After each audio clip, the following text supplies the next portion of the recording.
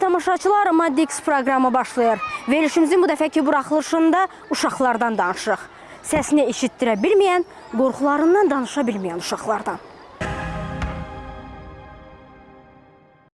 BMT-nin Uşaq Hüquqları haqqında konvensiyasına və digər beynəlxalq sənədlərə uyğun olaraq uşaqların hüquqlarının pozulması ilə nəticələnən, onların psixi, mənəvi, emosional, cinsi, maddi və digər hüquqlarının pozulmasına səbəb olan hallar uşaqlara qarşı hər cür zorakılıq halları hesab olunur. Uşaqlara qarşı bu zorakılıq halları bir dəfə və yaxud da dəfələrlə təkrarlanan, aşkar və ya gizli olmasına görə də fərqləndirilir. Zorakılıq hallarına demək olar ki, cəmiyyətin hər yerində, ailədə, təhsil müəssisələrində, cəza çəkmə müəssisələrində rast gəlinir. Uşaqların hüquqları ilə məşğul olan, təlim tərbiyələri ilə məşğul olan şəxslər istər ictimai yerlərdə, istər təhsil tərbiyə müəssisələrində olsun, uşaqların psixi, mənəvi halına zərər yetirə biləcək, onlara qarşı ayrı seçkiliyin baş verməsi, onların şəxsiyyətinin, ləyaqətinin alçaldılması və bu kimi halların baş verməsi, həmçinin zorakılıq halları, yəni fiziki zorakılığın tətbiq olunması qanunla qadağan olunur. Uşaqlara qarşı zorakılıq onların fiziki, psixoloji və emosional sağlamlığına zərər vuran istənilən növ davranış və münasibət formalarının məcmuəsi kimi başa düşülə bilər. Uşaqlara qarşı zorakılıq onların sosial bacarıqlarının formalaşmasına maneə yaradır. Onlarda emosional sabitliyi pozur, gərginlik, belə desək, qorxu və utancaqlıq hisslərinin formalaşmasına gətirib çıxarır. Uşaqlar hüquq qarşısında bərabərdir. Yəni uşaqların valideynlərin və onları əvəz edən şəxslərin sosial və əmlak vəziyyətindən, dini, siyasi baxışlarına görə, yaşadığı yerdən asılı olmayaraq, bu cür kateqorizə edilib uşaqların ayrı seçkiliyə məruz qalması yol verilməzdir. Uşaq hüquqları haqqında qanunda uşaq dedikdə, yəni orada ilkin yaşına çatmamış 18 yaşında tək olan uşaqlar və fəaliyyət qabiliyyəti olmayan şəxsləri əhatə edir. Bəzən biz uşaqlara qarşı zorakılıqdan ümumiyyətlə danışanda ancaq fiziki zorakılığı nəzərə alırıq. Çünki onun çürümə izləri var bədəndə və həmin dəqiqə insanlar tərəfindən diqqət mərkəzində olur. Amma təəssüf ki, belə deyil. Psixoloji zorakılıq da kifayət qədər uşaqlarda dərin izlər buraxır. Burada təbii iqtisadi zorakılıq da var, fiziki zorakılıq da var, psixi zorakılıq da var. Təəssüf ki, psixi zorakılığın heç bir çürümə izi, fiziki olaraq görüntüsü yoxdur. Amma insan şuuraltısında bunlar travma olaraq öz izini qoyur.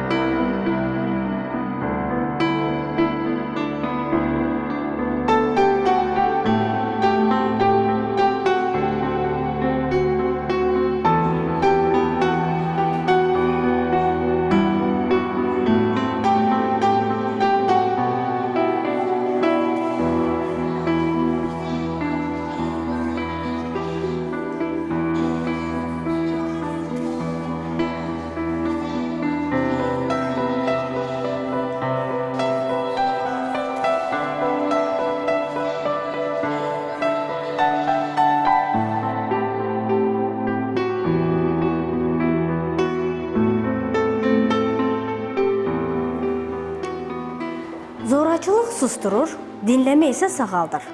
Odur ki, gələcəyimizin səslərini qoruyaq və o səsləri dinləməyə bacaraq.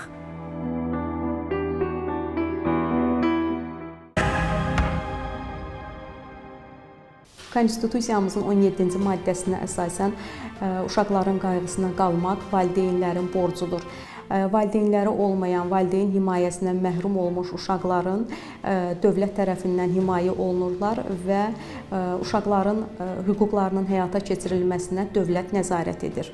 Ölkəmizdə uşaq hüquqları ilə bağlı beynəlxalq konvensiyalar və digər sənədlər nəzərə alınaraq ötən dövr ərzində bir sıra qanunvericilik aktları qəbul olunmuşdur. Bunlara Ailə Məcəlləsinin uşaq hüquqları haqqında Azərbaycan Respublikasının qanununu, valideynini itirmiş, valideyn himayəsindən məhrum olmuş uşaqların sosial müdafiəsi haqqında Azərbaycan Respublikasının qanununu, yetkinlik yaşına çatmayan uşaqların hüquqlarının müdafiəsi haqqında Azərbaycan Respublikasının qanununu və digərlərini misal göstərmək olar.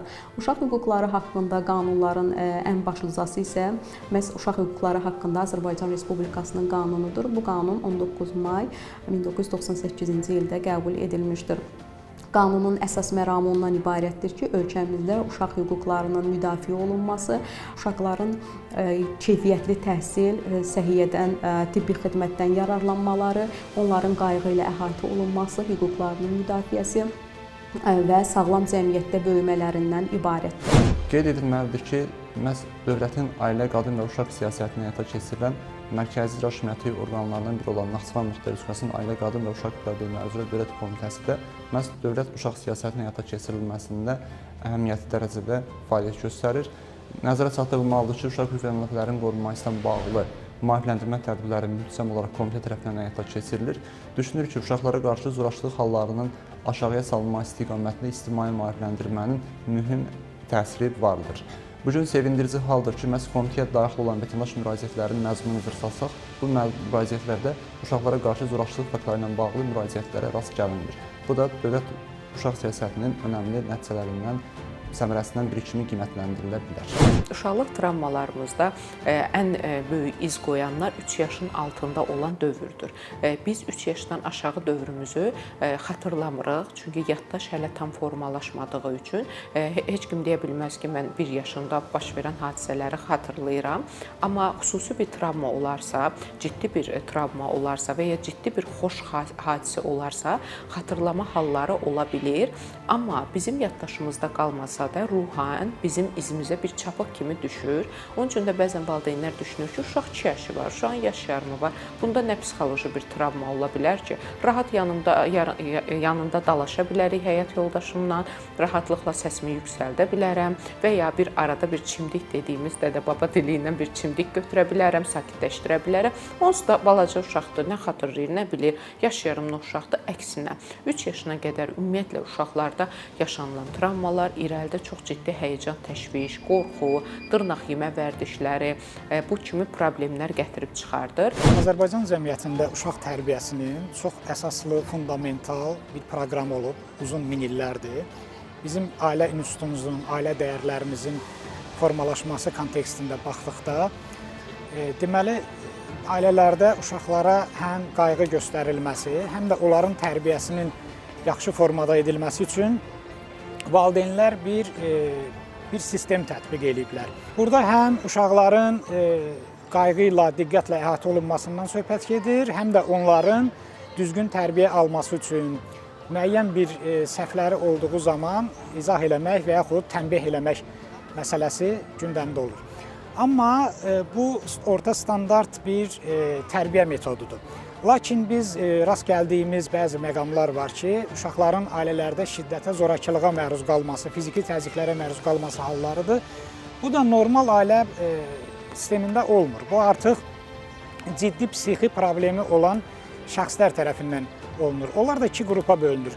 Özləri uşaq vaxtı fiziki şiddətə, aqressivliyə məruz qalmış uşaqlardır ki, psixologiyası belə formalaşıb və uşaq tərbiyəsini belə görübdür. Onu da öz uşaqlarında davam elətdirir. İkinci bir tərəf isə bəzi şəxslərin psixi problemlərinin olmasıdır. Hər hansı bir psixi xəstələr olur, narkomaniyaya, alkoqolizmə aludə olmuş şəxslər olur ki, onlar öz uşaqlarına qarşı da fiziki şiddət göstərirlər. Tərbiyə metodunu bunda görürlər.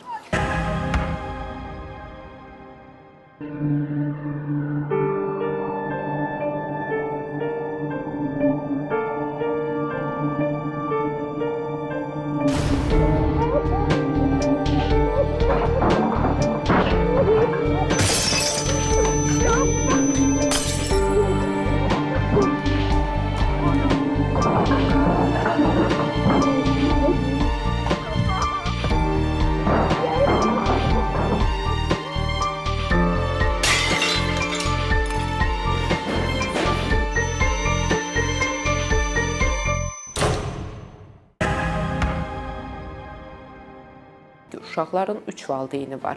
Anası, atası və ana-ata arasındakı olan münasibət. Bu üçüncü valideyn ən vacib olan nüansdır ki, valideynlərin bəzən uşağa birbaşa yönəltmirlər. Yəni uşağı döymürlər, söymürlər, zorakılıq göstərmirlər, amma özlərinin arasında olan konfliktlər uşaqlar üçün çox böyük itirmə qorxusu yaradır. Ana-ata arasındakı konfliktlər uşaq düşünür ki, anama nəsə olacaq, məsələn, ata anaya şiddət göstərir və ya evdə özünü güvəndə hiss eləmir. Çünki insanın ən böyük güvən duyduğu yer onun komfort zonası, onun evidir. Ona görə də valideynlər çox diqqətli olmalıdır ki, uşaq dünyaya gətirmək haqqında qərarlaşdırıblarsa, öz davranışlarına və münasibətlərinə də ciddi olaraq nəzarət eləməlidirlər. 3 yaşdan keçdiyimiz dövrdə isə artıq uşaq ətrafında hər şeyi xatırlayır. Bu travmalar ümumiyyətlə uşaqların mən dövründə, yəni 3 yaşdan sonra uşaqlarda mən formalaşır. Mən formalaşması periodunda uşaqların yaşadığı döyülmə halları, şiddət uşaqlarda özgüvən əksikliyi ilə özünü göstərir ki, uşaq irəliləyən yaşlarda təhsildə problemlər olur, bağçaya adaptasiya olmur. Çünki düşünür ki, mənim ən güvəndiyim yer evimdir və evimdə şiddət görürsə, mən kimə güvənə bilərəm bu dünyada? Və pis dünya qavramı, dırnaq arası desək, pis dünya qavramı yaşanır ki, uşaq bağçada adaptasiya olmur, uşaqlarla oynamaq istəmir, gedir davamlı ağlayır. Ana bəzən bunu sevgi kimi görür, uşaq məndən qopmaq istəmir, istəyir ki, mən bağçada onun yanında olum. Əksinə, uşaq güvən duya bilmir, özünə güvənə bilmir, ətrafındakılara güvənəmir. Zaman keçdikcə məktəbdə o qədər uşaqlar var, evdə dərslərini öyrənir, amma gəlir məktəbdə o dərslərini danışmır, dərsə gedib için-için ağlayan uşaqlar var. İkinci ən vacib nüans yuxu problemləri yaşanır uşaqlarda. Çünki yuxuda biz tərki silah oluruq. Yuxu bizim ən həssas nöqtəmizdir və uşaq özünü güvəndə hiss etməyəndə o uşağın yuxu problemləri ilk hətta körpə vaxtından özünü göstərir ki, bu uşaqlar ağlağan, yuxuya gec gedən, ana deyir, hətta biz barmaq ucunda gəzirik. Niyə? Uşaq səsə o qədər həssasdır ki, çünki yanında qışqırılan, vurulan, nəsə əşyalar sınırsa, uşaq səsləri qorxu kimi qəbul edir. Məsələn, fikirləşir ki, səs gəldisə, demək ki, nəsə baş verəcək və bu zaman daim tətikdə olur və xırda bir səs belə onu oyandıra bilir, yuxuya konsentrə ola bilmir uşaqlar. Onun üçün də valideyn əgər görsə ki, uşağında yuxu problemi var və heç bir nevroloji səbəb olmadan bu yuxu problemindən əziyyət çəkirsə, bu uşaqlarda artıq bir travmanın əlaməti olduğu, bir zorakılığın göstəricisi olduğudur və zorakılıq hallarında biz bəzən bunu tərbiyə kimi qiymətləndiririk və dizini uşağı döyməyən dizini döyər, bilməm, qorxu olmasa uşaq hər şey eləyər. Amma bu sözlər həqiqətən də bu belə deyil. Uşaq sevərsə, hörmət edərsə, öz davranışlarını da şəxsiyyət kimi özünü qəbul edib davranışlarına nəzarət eləyəcək. Amma qorxu ilə, şiddətlə tərbiyə olunan uşaqların yeniyetməlik dövrü dəhşətli dərəcədə pis keçir. Ən çox da gələn mənim yanıma da, bizə də, psixoloqlara da müraciət yeniyetməlik dönəmində evdən qaçma, oğurluq halları, aqressiyalar, bunlar hamısı baxırıq ki, uşaqlıq vaxtı zorakılıq görülən uşaqlardır. 6 yaşında onu döyəndə o sənə gücü çatmadığını düşünür və sənə cavab vermir, səni qəbul edir. Sən də düşünürsən ki, nə yaxşı, uşağı döydüm, ağıllandı, döydüm, dərslərini oxudu, döydüm, nə bilim, uşaqları incitmədi, oyuncaqlarını paylaşdı və bu formada uşağa təzyiq göstərir, amma 9 yaşdan sonra yeniyetməlik dövrü yavaş-yavaş başlayanda uşaq öz gücünü kəşf edir. Artıq görür ki, boyu anasının boyuna çatıb, artıq bədəni dəyişib, artıq böyüdüyünü düşünür və düşünür ki, mən həmişə valideynlərə deyirəm, qulun isyanı çox pisdir. Yəni, sən onu qul kimi böyüdəcəksənsə, irəlidə ilk üsyanı nəyini eləyəcək? Sahibini eləyəcək. Ona görə də sənə qarşı uşaqlıqdan yığdığı aqressiyasını yeniyetməlik vaxtı səni incidərək qusmağa başlayır. Son dövrlərdə bir çox ailələrimizdə olduğu kimi tərbiyə sistemini tamam dəyişib, uşaqlara dəymə, toxunma, tənbih eləmə, qoy nə istəyir eləsin. Biraz yüksək dərəcədə azadlıq və sərbəstlik verilməsi də başqa bir problem yaradır. Bu da artıq egoist uşaqlar formalaşdırır, narsist uşaqlar formalaşdırır.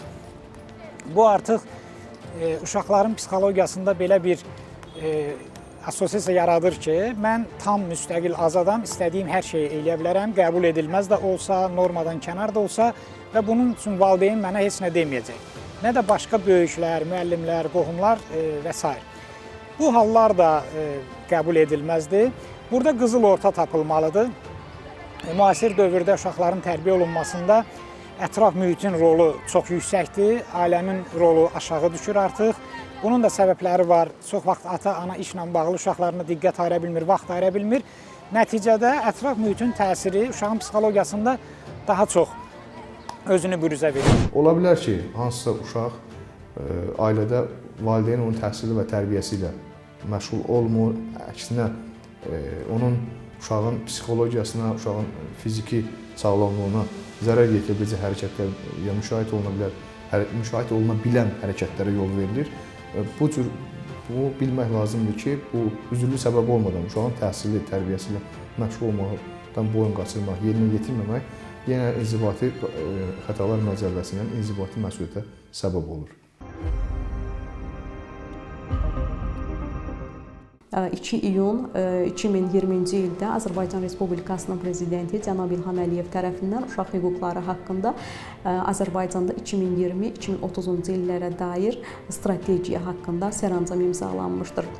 Strategiyanın da məqsədi ölkəmizdə beynəlxalq sənədlərdə nəzərdə tutulan uşaq hüquqlarının həyata keçirilməsindən ibarətdir.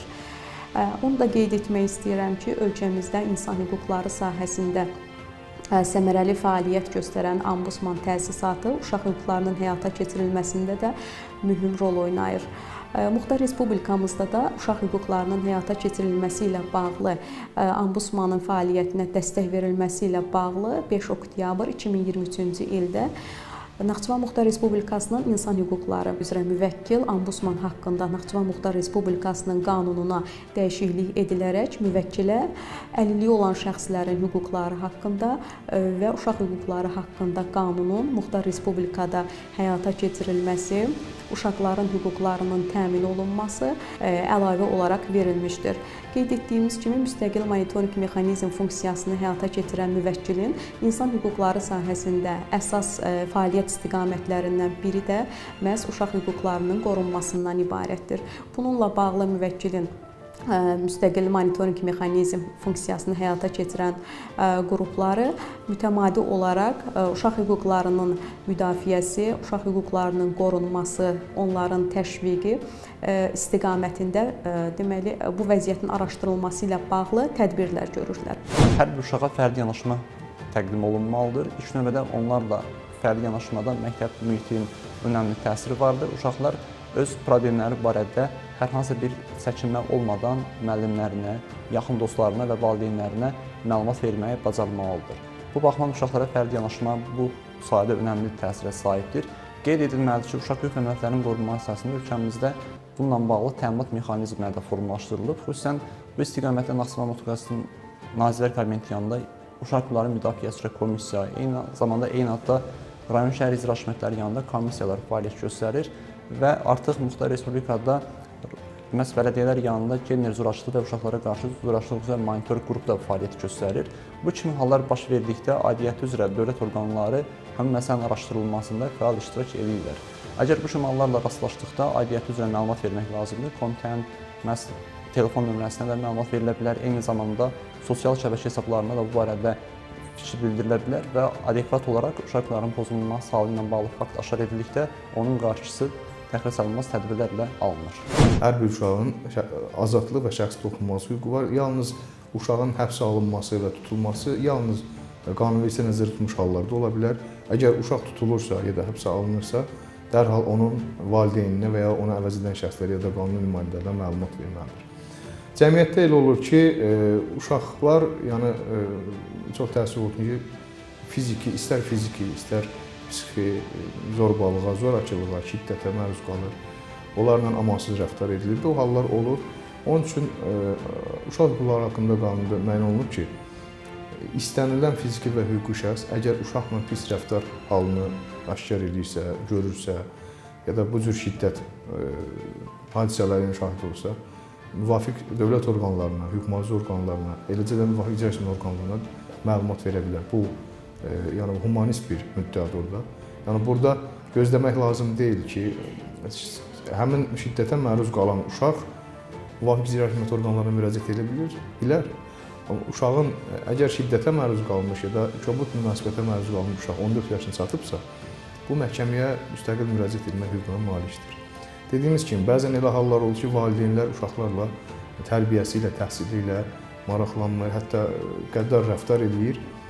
Bu hərəkətlərə yol verən valideynlər və ya onları əvəz edən digər şəxslər olduqda mən qanunvericilikdə o da müəyyən olunub ki, onların valideynlik hüququndan məhrum edilməsi, hətta inzibati və cinayət məsuliyyətinə cəlb edilməsi ilə nəticələnə bilən bu neqativ hüquqa-zidd hərəkətlərdir. Hər bir valideyn istəyir övladı yaxşı olsun, xeyirli övlad olsun, vətəninə, millətinə, ailəsinə. Amma bəzən bilərək və ya bilməyərək uşağa şiddət göstərir və uşağı qorxu psixologiyasına, çünki o əvvəlki dövrlərdən gələn bir təhtə şüurumuzda yerləşən qorxudaraq tərbiyə edər, qorxudaraq işləmək. O mənim deyirəm, o Sovetlərdən qalma bir təfəkkürdür. Artıq o dövrdə biz demokratik ölkədə yaşayırıq və demokratiyanın özünün də qanunları var. Eynilə evdə də qanunlar olmalıdır. Yəni siz o qorxu ilə tərbiyə üsulunu arxa plana atın, səbr lazımdır və insanlar bilməlidirlər ki, ailə həyatı qurarkən yalnızca gəlinlik geyinməkdən, bahalı daşqaş taxmaqdan, ən gözəl restoranda toy etməkdən, yeməyimdə 11 çeşid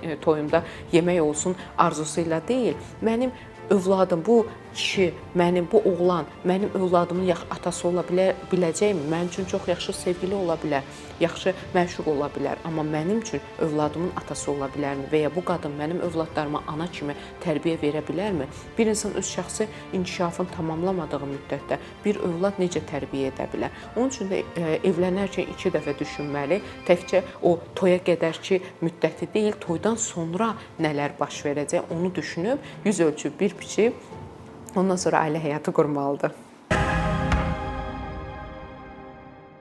Uşaq tərbiyəsində ən çox yol verilən ciddi səhvlərdən biri müasirlik adı altında uşaqların tamamilə sərbəst, azad buraxılması və üzərində heç bir nəzarətin olmamasıdır.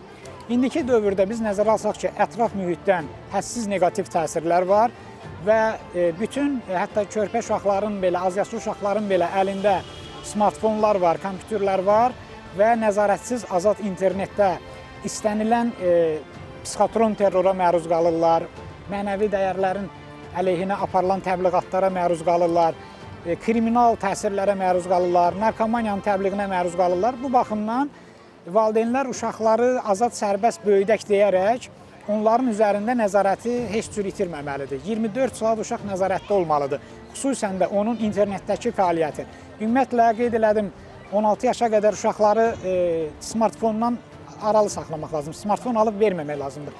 İnternetdən istifadəsinə gəldikdə, məsələn, evdə bir kompüter qoyula bilər, uşaq valideynlərin nəzarəti və iştirakı ilə istənilən formada internetdən istifadə edə bilər. Hər hansı biliklərin əldə olunması üçün, hər hansı bir mədəni istirahətinin təşkil olunması üçün bu formada valideynin xəbəri və nəzarəti olmaq şərti ilə istifadə edir. Övladlarımızın baxdığı filmlər, məsələn, uşaq şiddətə meyilli filmlərə baxır. Demək ki, uşağın içində şiddət görüb. Bu uşaq aqressiya meyillidir. Əgər bir uşaq aqressiya görməyibsə, aqressiya maraq duymaz.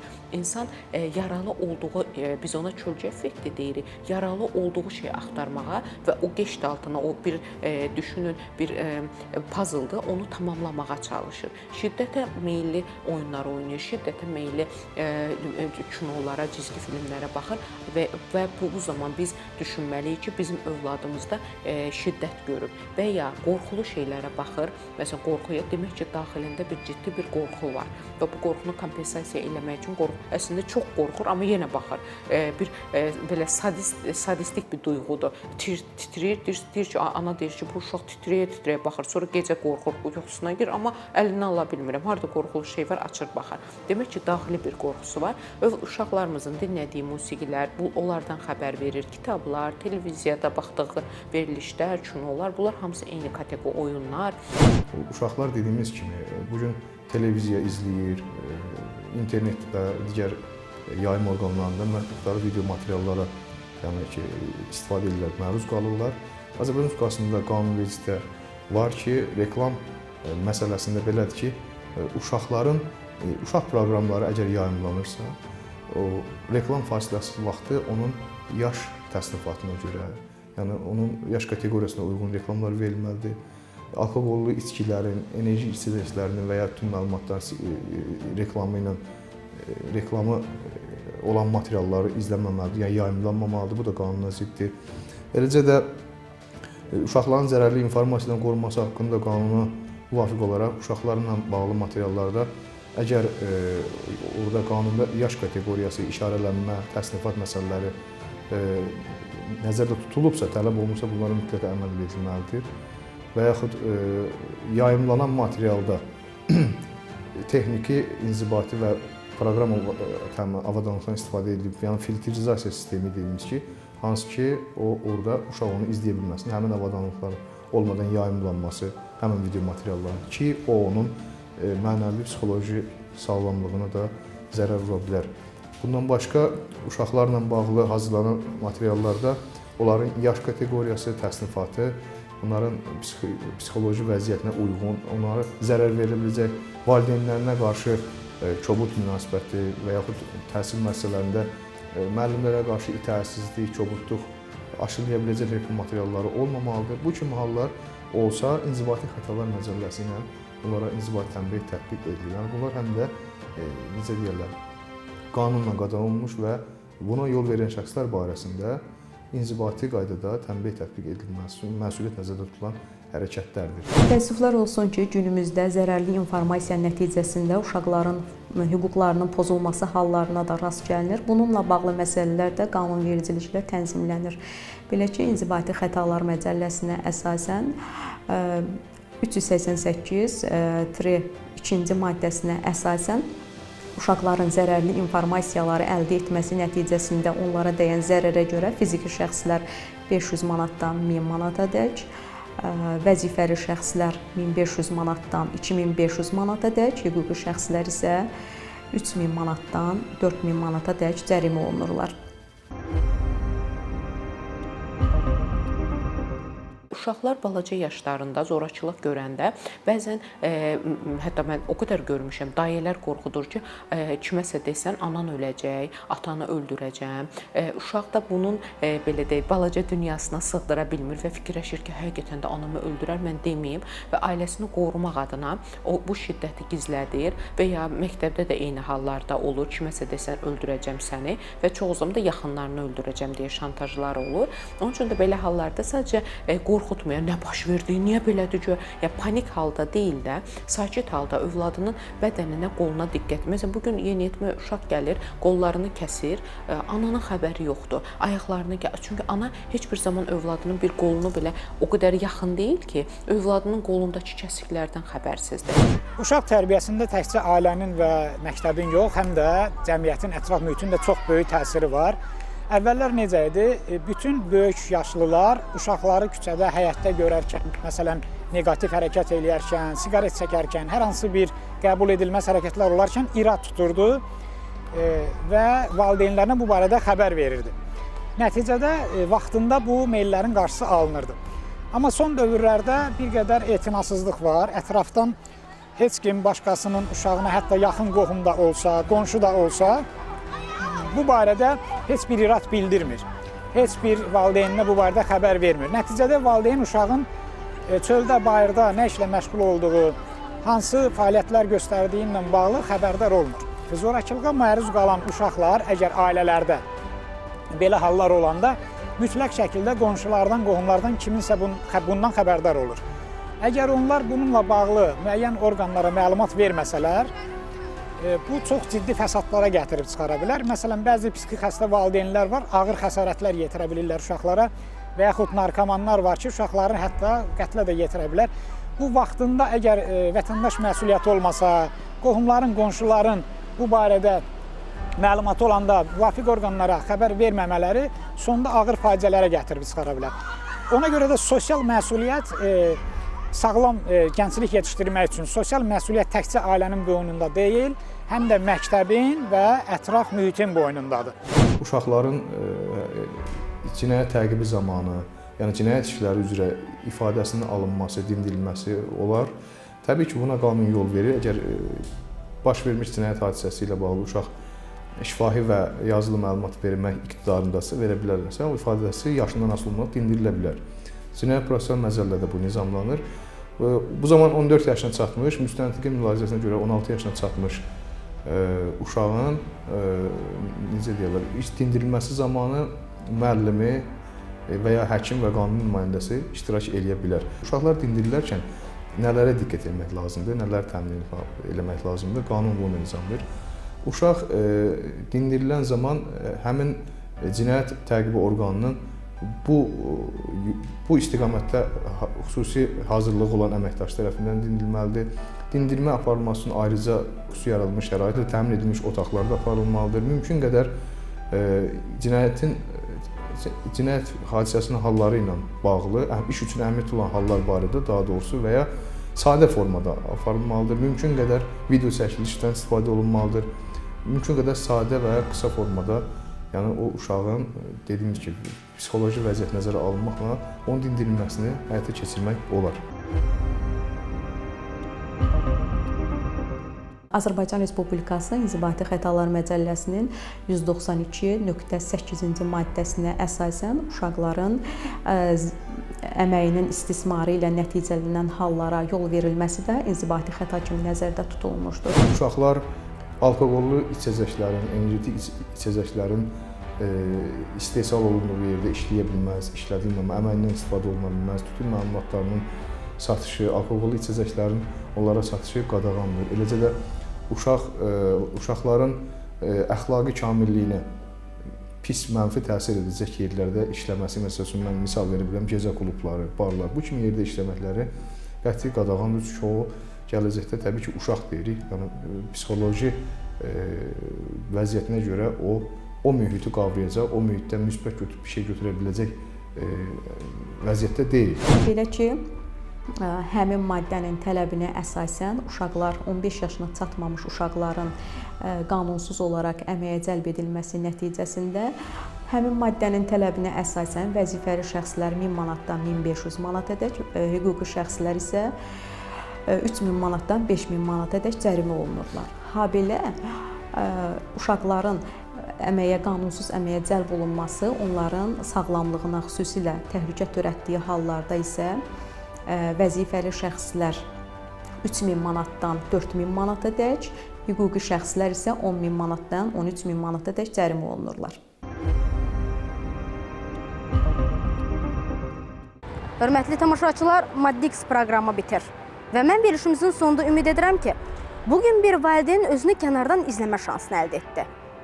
Bir müəllim isə şagirdinin susqunluğunu indi anladı.